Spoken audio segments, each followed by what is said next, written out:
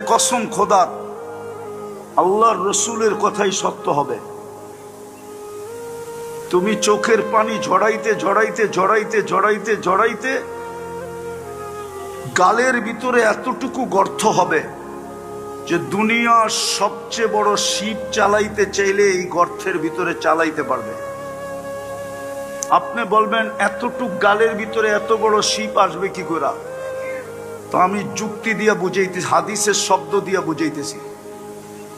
এক এক ব্যক্তির, জাহান্নামী ব্যক্তির দাঁতের এক একটা দাঁত হবে 10 কিলোমিটার চওড়া, উপরের মাড়িটা হবে 160 কিলোমিটার, নিচেরটা হবে 160 কিলোমিটার। যেই মুখে ফিট হবে ওই মুখটা কত বড় হবে, ওই মুখটা যেই চেহারায় ফিট হবে ওই চেহারাটা কত বড় হবে। বসতে জায়গা লাগবে 470 কিলোমিটার। যার বসতে 470 কিলোমিটার জায়গা লাগে ওর দেহটা কিরকম হবে?